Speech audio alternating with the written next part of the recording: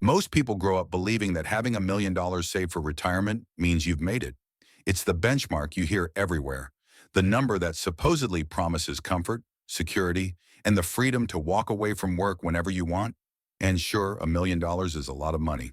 Despite what some people say, especially those who haven't built real savings, it's still a meaningful milestone. But here's the surprising truth. Very few people ever get there. When you look past home values, businesses, cars, or anything that isn't liquid and strictly focus on money set aside for retirement, the number of people who hit that seven-figure mark drops off fast. Before diving into the numbers, make sure you're subscribed. A lot of people need to hear this because the reality behind retirement savings is nothing like the picture most people have in their heads. $1 million doesn't stretch the way it used to. Back in the 1960s, you could buy a house for about $12,000, so $1 million meant something very different. But even today, it can still create a stable, comfortable retirement. Nothing extravagant, nothing private jet level, but enough to keep the bills paid, food on the table, and life stress-free, especially if your home is already paid off. According to the Federal Reserve, the median retirement savings for American households is only $87,000. Half of all households have less than that. Even among people in their late 50s and early 60s, the group that's supposed to be the most prepared, the median is around $185,000, not even close to $1 million. Plenty of people think they're financially solid because they own a home outright or are close to it. But the money actually available to fund retirement is shockingly low. And that's where the big misconception begins. Net worth isn't the same as retirement readiness. If you look at the overall numbers, about 7% of Americans qualify as millionaires when you include everything: home equity, businesses, cars, investments, cash, the whole picture.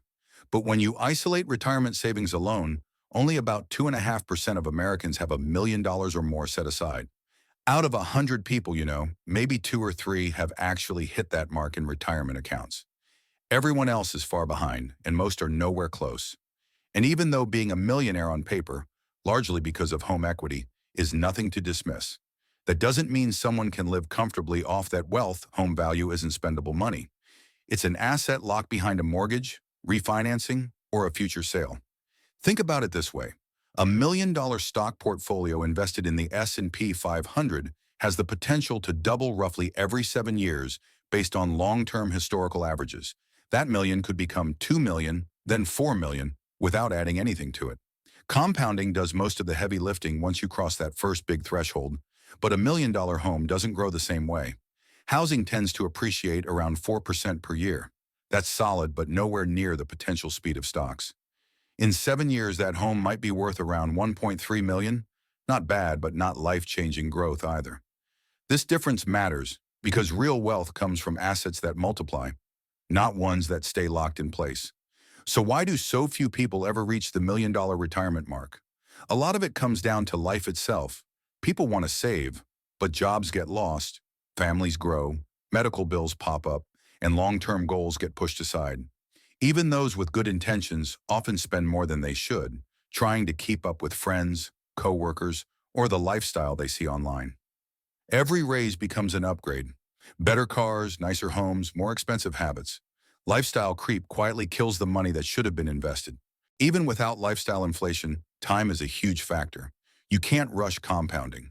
Someone putting $500 a month into a retirement account with a 7% return needs decades to hit that million. Most people don't start early enough, and by the time they realize it, they're playing catch-up.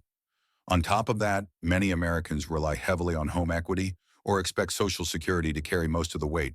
But equity isn't liquid, and Social Security was never designed to replace a full income. A lot of people hear $1 million and immediately think the goal is impossible. And if you try to save your way there strictly through contributions, it can be. But contributions aren't the point. The real engine behind $1 million is compound growth. Once that clicks, the idea becomes much more realistic. The real challenge isn't the number itself. It's understanding what that number actually represents. To someone in their 30s or 40s, $1 million still sounds like an unreachable fortune. But once you factor in healthcare, inflation, and a retirement that might last 30 years or more, it's really just the entry level for long-term financial security. Here's what life actually looks like for someone with $1 million saved. If you follow a 4 to 5% withdrawal rate, that creates $40,000 to $50,000 a year of income. Add Social Security, about $24,000 per person, and a retired couple could live on something close to $90,000 a year. Comfortable, sustainable, but not extravagant. And that's only if you reach the million in the first place. Most retirees operate on far less. The median retirement savings for people aged 65 to 74 is around $200,000. That disappears fast unless you combine it with Social Security and maybe some part-time income. This is why the distinction between net worth and retirement readiness matters so much. Net worth includes everything: your house, your car, your furniture. But none of that pays your grocery bill. Liquid assets are what actually give you freedom. Two people can have the exact same net worth and live completely different lives. Someone with $900,000 in home equity and $100,000 in savings looks rich on paper, but can't retire comfortably without major changes. Someone else with the same net worth but mostly invested can retire tomorrow. One person has equity, the other has income. And in retirement, income wins every time.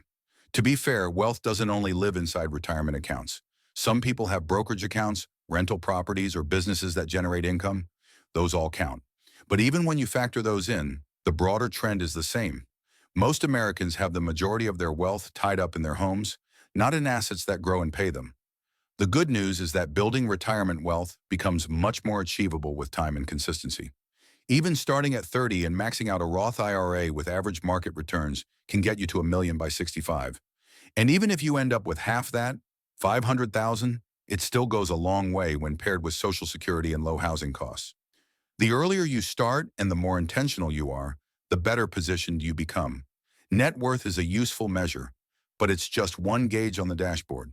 What matters more is how much of your wealth actually works for you and how much freedom it gives you. The goal isn't to look wealthy on paper. It's to build assets that support the life you want when you finally stop working. Thanks for watching InvestingFlix, where smart money learns smarter moves. Subscribe for more insights that grow your wealth.